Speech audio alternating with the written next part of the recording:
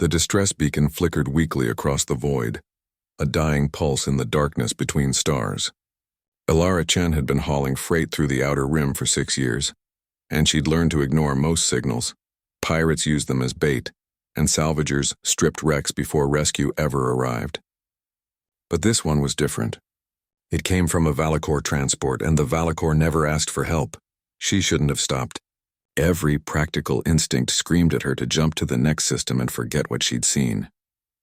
But Elara had never been particularly good at listening to practical instincts. The transport hung lifeless in space, its hull breached in a dozen places.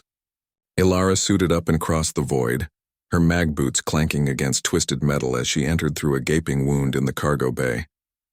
Emergency lights cast everything in crimson, and the air still held enough pressure to carry sound, the worst kind of sound, whimpering. She found them huddled in a storage locker, 5 Valakor cubs no bigger than earth wolves, their silver-blue fur matted with dust and fear. They couldn't have been more than a few months old, their elongated faces still round with youth, their 6 legs tangled together as they pressed against each other for warmth. Around them lay the bodies of the adults, the pack that had been transporting them to a colony world that would now never know they existed. The largest cub snarled when Elara approached, baring needle-sharp teeth. But the smallest one, a runt with one torn ear, simply stared at her with eyes too old for its face. "Easy," Elara whispered, though her translator wouldn't work on cubs this young.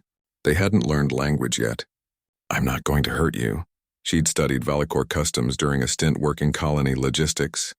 They were pack creatures bound by blood and honor, and they despised humans, saw them as chaos incarnate, creatures without the sense to form proper family units.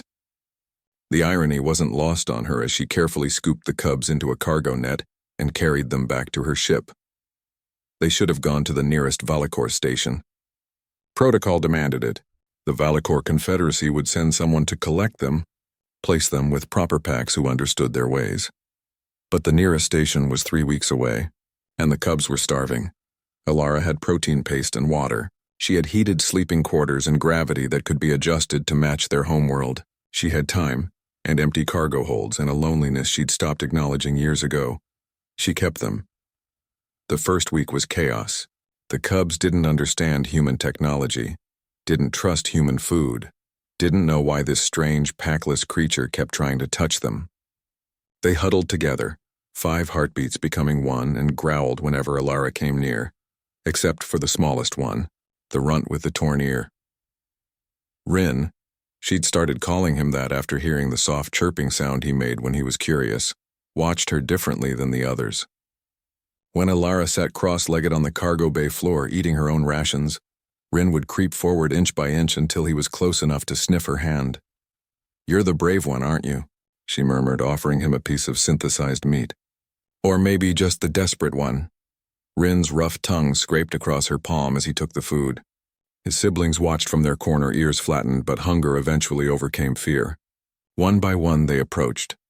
Elara learned their personalities over the following weeks. Kessa, the largest, who'd snarled that first day. She appointed herself guardian, always positioning herself between Elara and the younger cubs. Thex and Mora, the twins, were inseparable, communicating in chirps and body language only they understood. Jin was the curious one, getting into everything, once nearly ejecting himself into space by pawing at an airlock control. And Rin, always Rin, the smallest and quietest, who slept curled against Elara's leg and followed her like a shadow. She taught them to eat human food, to navigate the ship's corridors, to understand basic commands. She played with them in the cargo bay during downtime, laughing as they pounced on each other with the ferocity of predators who didn't yet know their own strength.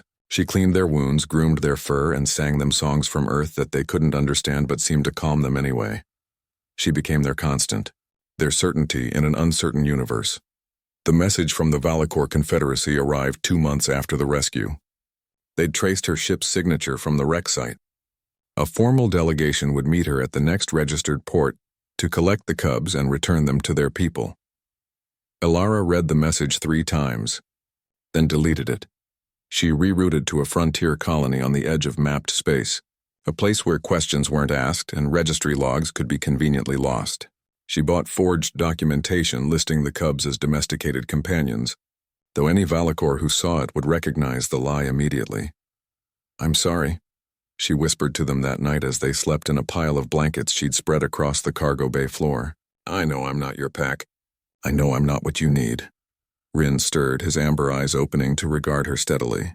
He stood, stretched his 6 legs, and padded over to where she sat against the bulkhead. Without hesitation, he climbed into her lap, turned 3 times, and settled with a contented sigh. The others followed. Kessa pressed against her right side, Thex and Mora against her left. Jin sprawled across her legs. They formed a circle around her, and for the first time since the rescue, Elara felt the weight of what she'd done, the cultural lines she'd crossed, the protocols she'd violated, the future she'd stolen from them. "Home," Rin chirped, the first word of Valakor he'd learned. His translator implant wouldn't activate for another year, but he'd heard Elara say it enough times to mimic the sound. "Home." Elara's throat tightened. In Valakor culture, pack and home were the same word. You didn't have one without the other. These cubs had lost their blood pack, their genetic home. By every measure of their society, they were adrift, incomplete, but they were warm. They were fed. They were safe, and they were hers. "Yeah, little one," she murmured, running her fingers through Rin's fur. "Home." Humanity had never understood pack structure the way other species did. Humans built families from choice as often as blood, from necessity and proximity and stubborn love that defied logic. They claimed strays and misfits, drew circles wide enough to include anyone willing to step inside. The galaxy called it chaos. Elara called it mercy. 3 years later, when a Valakor patrol finally caught up with them, the cubs were nearly grown. They stood beside Elara on the bridge of her ship, their ship, and translated her words into the guttural language of their people. The patrol captain stared at them with something between horror and wonder. "You've made them human," he accused. "No," Elara said quietly, watching Rin's tail swish in agitation, seeing Kessa's protective stance, feeling the weight of 5 pairs of eyes looking to her for guidance. "I made them family." The captain left without taking them. Some violations were too complete to undo. That night, they celebrated in the way they always did, piled together in the cargo bay, 5 Valakor and 1 human, disparate pieces that had somehow formed a whole. Home, Elara thought, wasn't a place or a bloodline. It was whoever refused to let you face the dark alone.